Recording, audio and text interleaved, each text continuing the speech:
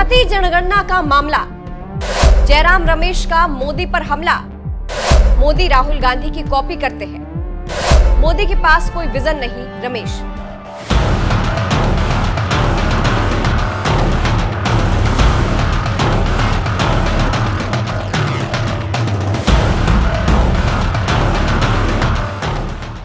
नमस्कार, मैं हूं आपके साथ सृष्टि श्रीवास्तव। जब से जाति जनगणना की घोषणा हुई है तभी से कांग्रेस हवा में है और बीजेपी जमीन पर है और सोशल मीडिया पर बीजेपी आईटी सेल और समर्थक औंधे मुंह गिरे हैं और कांग्रेस का आईटी सेल दमदार तरीके से आगे जा रहा है, क्योंकि जो जाति जनगणना को लेकर बीजेपी कहती थी कि हिंदू नहीं बटेंगे और जाति हिंदुओं को बांटती है, लेकिन अचानक कैबिनेट का फैसला कि जाति जनगणना होगी, इससे बीजेपी बैकफुट पर है और बवाल जारी है। बीजेपी के नेता और प्रवक्ता भोथरी दलीलें दे रहे हैं और कह रहे हैं कि ये मोदी का मास्टर स्ट्रोक है, लेकिन कांग्रेस के जयराम रमेश ने एक्स पर सबूतों के साथ तीखा हमला किया है। जयराम रमेश ने ट्विटर पर लिखा है कि कैसे मोदी सरकार ने पहले जाति आधारित जनगणना का विरोध किया, लेकिन फिर मान लिया। आप इन 3 उदाहरणों से समझ सकते हैं।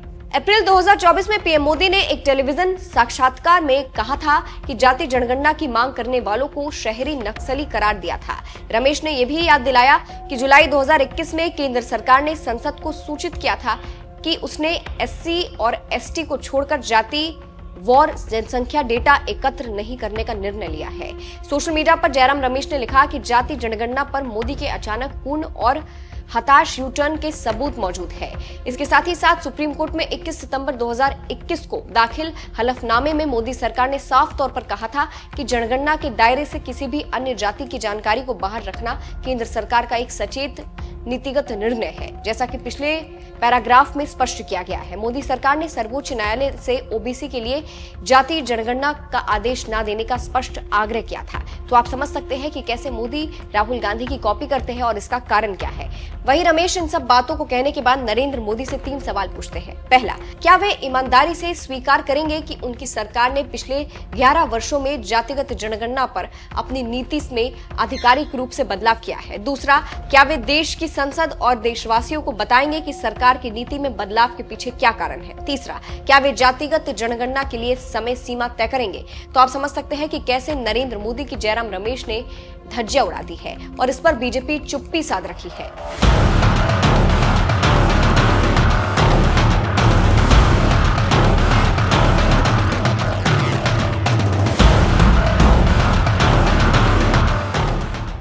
जानकारों का कहना है कि जब से मोदी को 240 सीटें आई है तभी से मोदी सरकार बैकफुट पर है और नीतीश और नायडू के आसरे खड़ी है और दोनों जो चाहते हैं वही कराते हैं। इसके साथ ही साथ मोदी सरकार के यू टर्न की क्या वजह है, इसका कारण ये है कि पार्टी को अभी भी पूरा पता ही नहीं है कि पिछले लोकसभा चुनाव में नुकसान क्यों हुआ। लोगों का कहना है कि 400 पार के नारे की वजह से बीजेपी को नुकसान उठाना पड़ा, क्योंकि एससी एसटी और ओबीसी आरक्षण के बारे में बीजेपी के इरादे पर शक हुआ, जिसका लाभ कांग्रेस को हुआ और सीटें घटकर 240 पर आ गई। अब राहुल गांधी जाति जनगणना का राग अलाप रहे हैं। फिलहाल इस पूरी खबर पर आपकी क्या राय है, कमेंट करके हमें जरूर बताइएगा।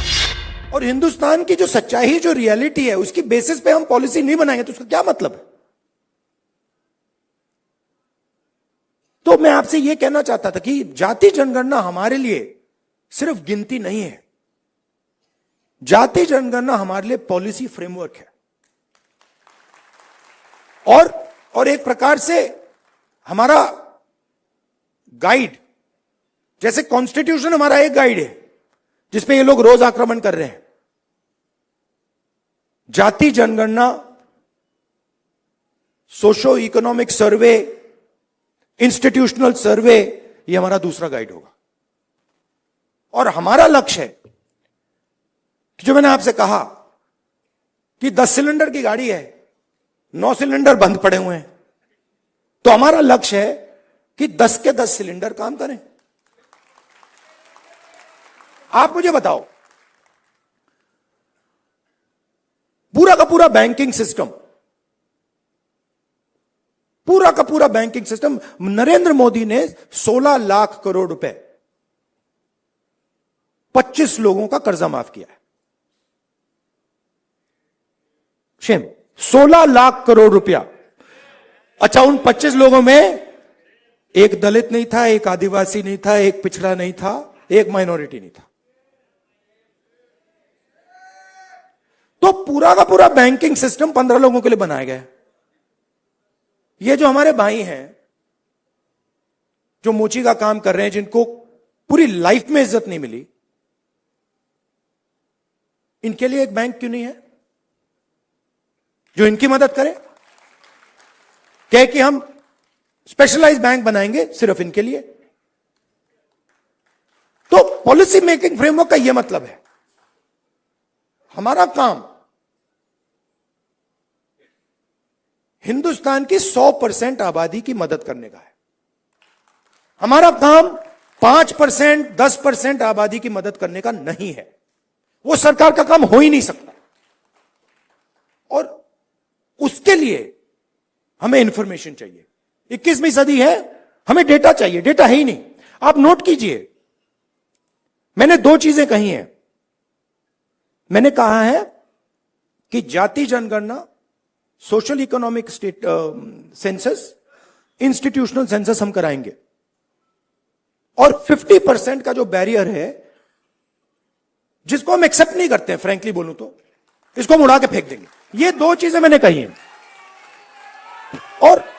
और मगर उसके बाद मैंने आज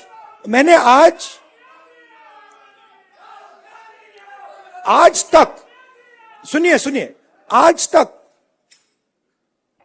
उसके बाद हम क्या करेंगे मैंने नहीं बोला है। क्योंकि पहले मैं चाहता हूं कि हमारे सामने डेटा हो कि भैया इतने दलित हैं, हिंदुस्तान के इंस्टीट्यूशन में उनकी इतनी भागीदारी है। रिजर्वेशन की बात होती है मगर चांस नहीं मिलता। सच्चाई है, सब जानते हैं। उल्टा हो जाता है, लैटरल एंट्री हो जाती है। लैटरल एंट्री हो जाती है। मैं आपको गारंटी देता हूं, लैटरल एंट्री में आपको 90% का कोई नहीं मिलने वाला। एक साइड आपको लैटरल एंट्री से मारते हैं, दूसरे साइड कॉन्ट्रैक्टर। तो मतलब नीचे देखो वहां पिटाई हो रही है, ऊपर देखो वहां पिटाई हो रही है, साइड देखो वहां पिटाई हो रही है, मतलब जहां भी देखो। और 90% आपकी आबादी है। अब अगर आपकी 10% होती तो कोई कह सकता हां भैया 10% आबादी है, ठीक है। बट 90% आबादी, आपके बिना देश ही नहीं चल सकता। और फिर मीडिया में आपको दिखेगा भैया, एक पहले क्या होगा, वो बॉलीवुड की बात करेंगे, वहां पे डांस गाना दिखेगा, उसमें भी आपको कोई 90% का नहीं मिलने वाला, कोई नहीं मिलेगा। मैंने चेक किया भाई, मैंने लिस्ट निकाली है। मैंने कहा भैया मिस इंडिया की लिस्ट निकाली मैंने कहा देखता हूं। मैं कहता हूं देखो यार, अच्छा अब कहते हैं मिस इंडिया की लिस्ट निकाली मैंने। सुनो, मैंने मिस इंडिया की लिस्ट निकाली। कहा ठीक है देखते हैं। मतलब माइनॉरिटी भी 90% में आती है मैडम, आप भी शामिल हैं। और आपको और शायद जो आपके साथ हो रहा है वो सबसे ज्यादा खराब है। मतलब आप पर तो डायरेक्ट आक्रमण हो रहा है, राइट? मगर आप भी 90% में हैं। तो मैंने लिस्ट निकाली मिस इंडिया की। मैंने कहा भैया इसमें तो होगा, मतलब एक दलित महिला तो होगी, एक आदिवासी महिला तो होगी ना दलित है, ना आदिवासी, ना ओबीसी, कोई नहीं। तो डांस गाना चलेगा वहां पे, कोई क्रिकेट की बात करेगा, कोई बॉलीवुड की बात होगी, किसानों की बात नहीं होगी, मजदूरों की बात नहीं होगी। आपने कभी मीडिया में मोची का इंटरव्यू देखा है? बस मेरे चैनल पे आ रहा है और किसी चैनल पे नहीं आ रहा। आप चाहे मोची हो, बढ़ई हो, प्लम्बर हो, धोबी हो, कभी नहीं दिखेंगे। और ये देश को चलाते हैं लोग। और फिर मीडिया में कहते हैं भैया मोदी जी गले लग गए, सुपर पावर बन गया। कभी वो यूक्रेन भागेंगे, कभी रूस भागेंगे, वो कभी गले लगेंगे, और फिर भैया सुपर पावर बन गया, सुपर पावर बन गया। मतलब कैसे बन गया? 90% लोग मतलब शामिल ही नहीं है उसमें, बेरोजगार हैं, भूख लग रही है। तो पूरा का पूरा मतलब डिस्कशन वही 10-15 लोगों में होता है, वही एंकर हैं, वही एक्सपर्ट हैं, वो 5-6 लोग हैं, वही बात बोलते रहते हैं एक दूसरे से, और बाकी हिंदुस्तान देखता रहता है। इसलिए ऐसे डिस्कशन बहुत जरूरी है।